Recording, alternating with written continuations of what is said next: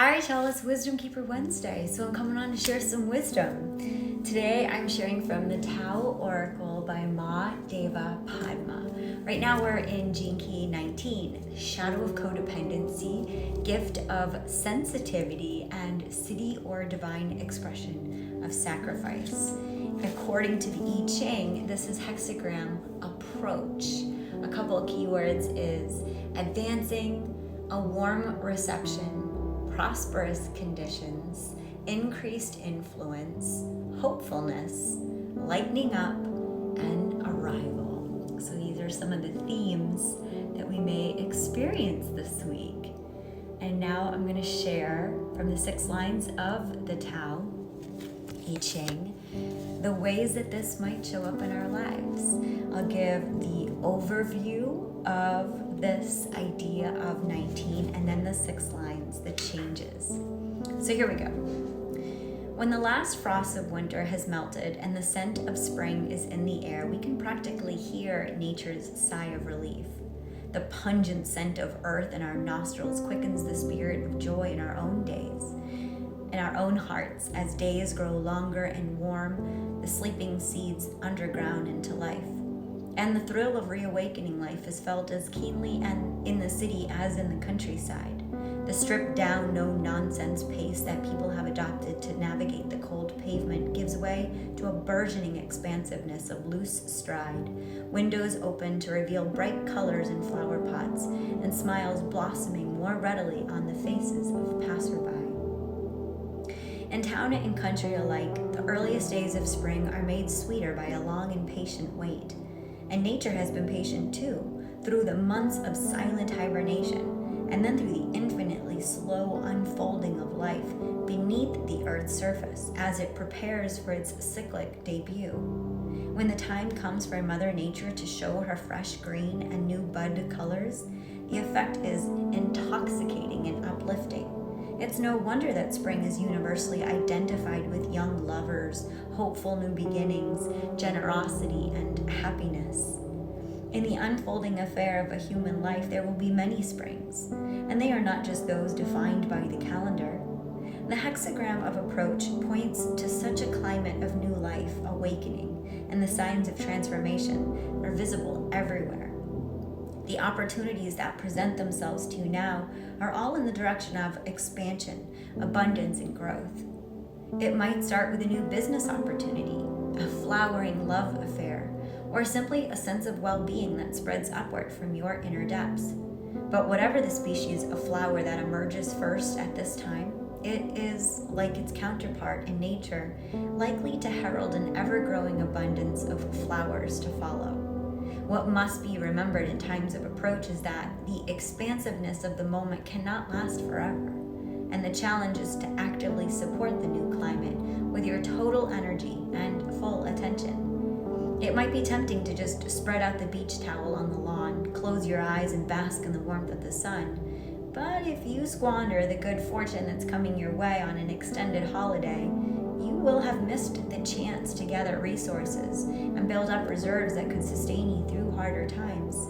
In a similar vein, it's prudent not to get so carried away by the thrill of sighting the first robin that you miss the whole chorus of songbirds to come. The best gardeners welcome spring with joy and exuberance, and match its abundance with an abundance of diligent preparation and energetic labor.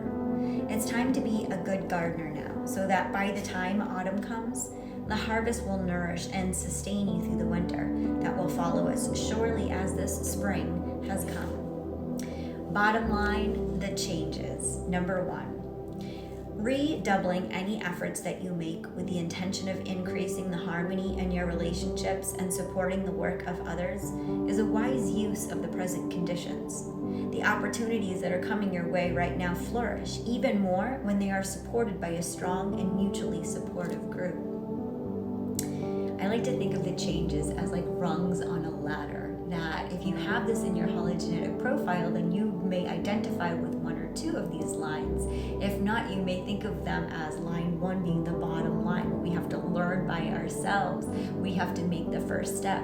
Line 2 comes to be more like partnership and relationship. And 3, we're going a little bit further. I think of 3 as trial and error. I have to experience this, try this, see if this works. And if I don't, I pivot and I try something else. And line 4 is sort of growing in awareness about this. We're like over halfway there. We're starting to have an impact. We're having a network around us now. And now this line 5 is about that impact, that inspiration for somebody else. Line 6, what does somebody do when they hear wisdom? It's a wild card. They might share it with others. They might practically apply it. They may never speak a word of it again. Line 6 is the wild card. What do you do at the top of the ladder? Some people are going to ascend to the next one. Some people are going to grow a whole garden there. Some people are going to jump off and have another life experience. So here we go. So line 1. Did I say this already? Redoubling any efforts that you make with the intention of increasing the harmony in your relationships and supporting the work of others is a wise use of the present conditions. The opportunities that are coming your way right now flourish even more when they are supported by a strong and mutually supportive group. Line 2. The best gardeners nourish their land not just with the right textbook ingredients, but with an extra measure of love and care. In that way they learn to read the subtle signs of nature, and nature returns the favor by sustaining them, even through less favorable times. The best way to stay in tune with forces larger and more mysterious than your limited understanding is to stay in touch with your own love and trust. Line 3.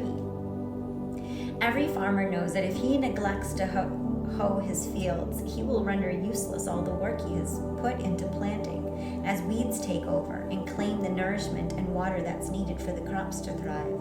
It's the same in the inner world, and the work of hoeing on this level is to take time for meditation and self-reflection, clearing away any negative thoughts or destructive habits that deplete your energy and disrupt the delicate balance of living in harmony with the Tao. Line 4. It's necessary to be gentle but firm with yourself in times of abundance. Like a kid with a pocket full of coins in the candy store, it might be tempting to gorge on sweets until all you've got to show for it is a bellyache and empty pockets. The wise child uses these times to better advantage by looking for a place to invest the jingle, where it's more likely to lead to the realization of a heartfelt dream. Line 5. If you're in a position of leadership or authority, a time of approach offers a unique opportunity to share your abundance with others. This might take the form of initiating a new project and empowering others to grow into taking responsibility for executing it. Or the current situation might offer the special joy of passing on the benefits of your own experience to a truly receptive audience.